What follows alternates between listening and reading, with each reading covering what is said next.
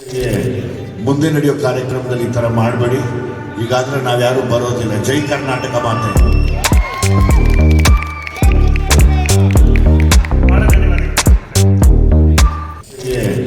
ಮುಂದೆ ನಡೆಯೋ ಕಾರ್ಯಕ್ರಮದಲ್ಲಿ ಈ ಥರ ಮಾಡಬೇಡಿ. ಈಗಾಗಲೇ ನಾವ್ಯಾರೂ ಬರೋದಿಲ್ಲ. ಜೈ ಕರ್ನಾಟಕ ಮಾತೆ.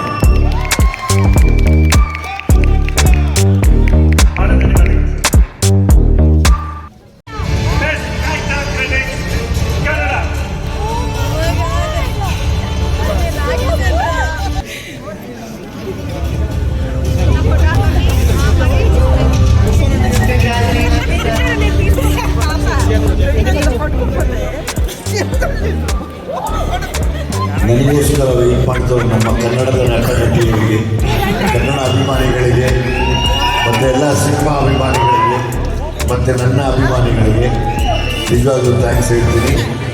ಈ ಕಾರ್ಯಕ್ರಮ ಯಾವಾಗಲೂ ಈ ಥರ ಮಾಡೋಕ್ಕೆ ಹೋಗ್ಬೇಡಿ. ನೆಕ್ಸ್ಟ್ ಎಲ್ಲನೂ ನಾನು ಬಿಡಿ, ನಮ್ಮದೆಲ್ಲ ಬಂದಿದೆ ಹೋಗಿರೋದು ಬರ್ತಾ ಇರುತ್ತೆ.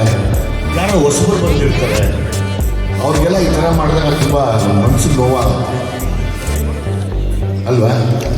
ತುಂಬ ಜನ ಹೊಸಬರು ಬಂದಿರ್ತಾರೆ. ನಾವೆಲ್ಲ ಫಸ್ಟ್ ಫಿಲ್ಮ್ಗೆ ತೊಗೊಂಡ್ಬಿಟ್ಟು ಸ್ಟ್ಯಾಕ್ಟ್ ಅವಾರ್ಡ್. ಸುಮಾರು ಜನ ಹೆಣ್ಮಕ್ಳು, ಹೊಸ ಹೆಣ್ಮಕ್ಳು ಇನ್ಸ್ಪೈರ್ ಆಗಿಬಿಟ್ಟು ಕಾಯೋರು ಸಡನ್ನಾಗಿ ಮಾಡಿದಾಗ ಅದು ತೊಗೊಂಡ್ರೂ ವೇಸ್ಟ್ ಅನಿಸುತ್ತೆ ಅವರು. ಸೊ ಬೆಟರ್ ಇಡೀ ನಮ್ಮ ಕನ್ನಡನ ಇನ್ಚಾರ್ಜ್ ಆಗಿರೋ ಈ ತಂಡ ಈ ಪ್ರಾಬ್ಲಮ್ಗಳಾಗ್ತಾರೆ, ಈ ತಪ್ಪಾಗ್ತಾರೆ ನೋಡಿಕೊಂಡ್ರೆ ತುಂಬ ಚೆನ್ನಾಗಿರುತ್ತೆ. ಎಲ್ಲರೂ ದಯವಿಟ್ಟು ಕೂತ್ಕೊಳ್ಬೇಕು ಅಂತ ಕೇಳ್ಕೊಳ್ತೀವಿ. ಎಲ್ಲರೂ ಪ್ಲೀಸ್. ಪ್ರತಿ ಸರಿನೂ ಹೀಗೆ ಕನ್ನಡ ತುಂಬ ಎಂಡಿಂಗ್ ಮಾಡ್ತೀವಿ, ಅದೊಂದು ಬೇಜಾರಿರುತ್ತೆ ಮನಸ್ಸಲ್ಲಿ. ಕನ್ನಡ ಅಷ್ಟೊಂದು ಕೆಳದ್ಮಟ್ಟಿಗೆ ಇಳಿದಿಲ್ಲ. ಕನ್ನಡ ತುಂಬ ದೊಡ್ಡ ಸ್ಥಾನದಲ್ಲಿದೆ.